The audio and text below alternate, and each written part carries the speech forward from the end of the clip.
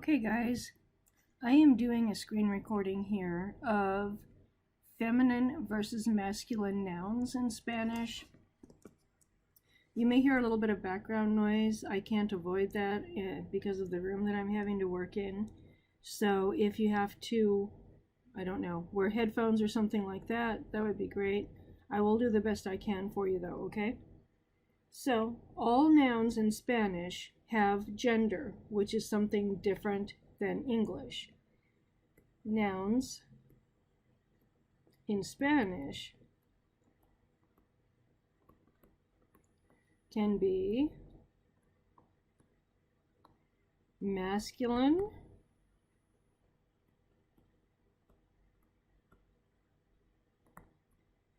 or feminine. They can also be plural or singular. We're going to talk about this, okay? First of all, let's talk about singular nouns. So this is just singular right now. Okay, so we have nouns that we can say are masculine.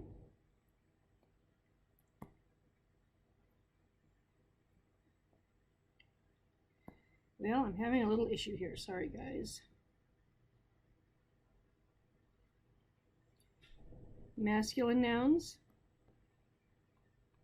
versus feminine nouns. Typically, we know if a noun is masculine or feminine by the letter that it ends in. So, for example, you guys will see in your textbooks words like libro. It's el libro. Libro ends with an O, so it's considered masculine. El is the masculine definite article.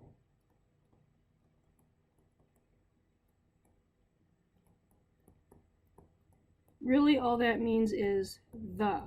So when you say el libro, you mean the book. In general, in Spanish, if a noun ends with an A, like the noun mesa, it's feminine. Instead of el, we use la.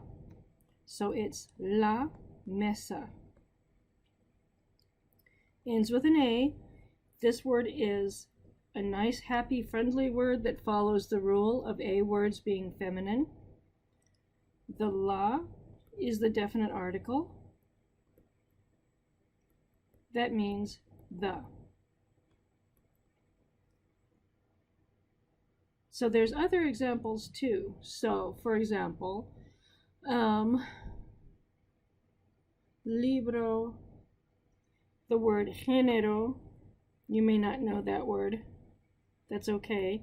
Género ends in O and it's L, right?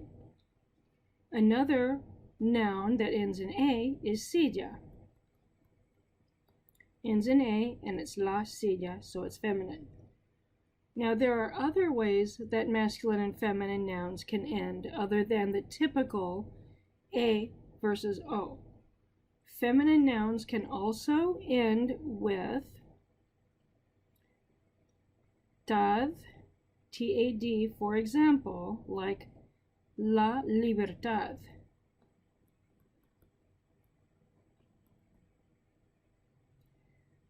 They can end in dad, like la universidad.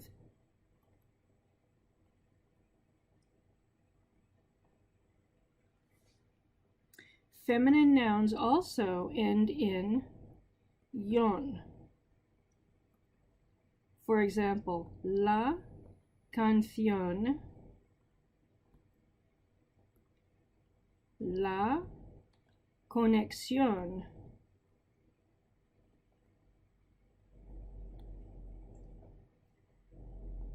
la lesión. I mean, there's different ways, or let's see. pensión. Let's do that. Those are all yon words, and they are all feminine. Now, the counterpart to these particular endings, which are feminine, would be nouns in Spanish that end with ma, generally masculine, even though there's an A on the ending, the MA supersedes the A only. Ma, an example of that would be el panorama.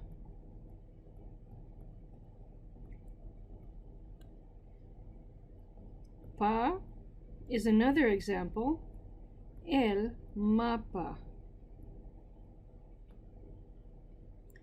And often, ta endings will be masculine, like el planeta.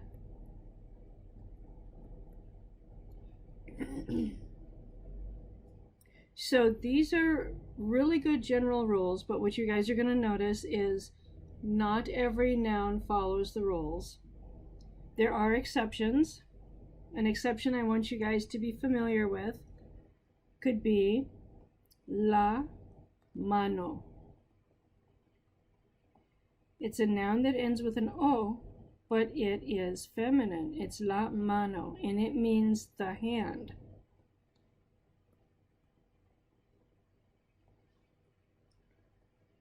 I'm going to scroll down a little bit here.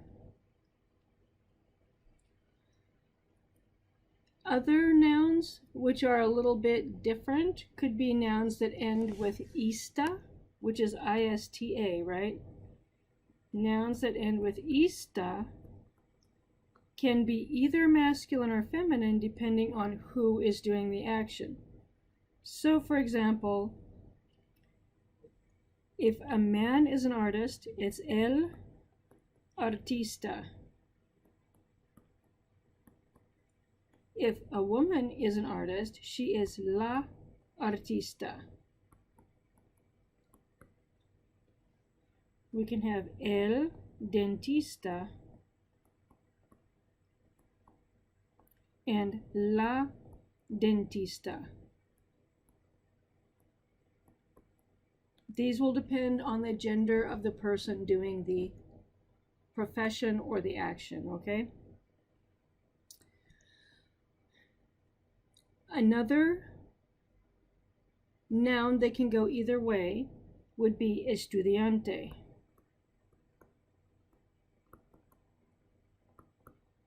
If you're a male, you are el estudiante.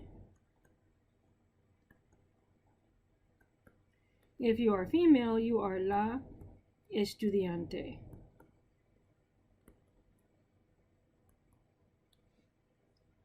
Okay, so just going back to the top, and feel free to take a look at this again. I'm going to scroll through it real quick.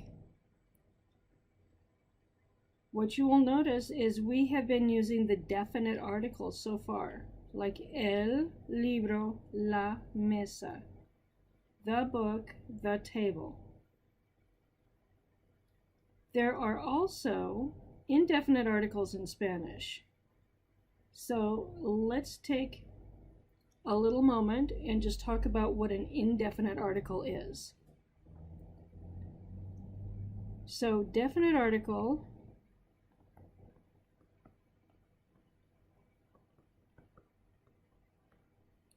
in the singular forms are el or la. Indefinite article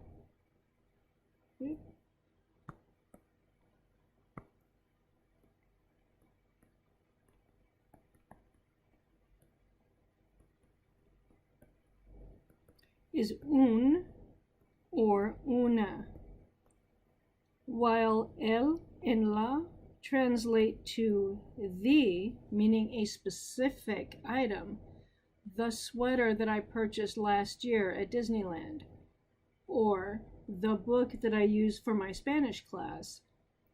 Un and una translate to a book that we use for Spanish, or a textbook in general, Or I wear a sweater and some jeans, let's say. I'm not saying I wear the specific sweater I bought last year. It's just generic, a sweater.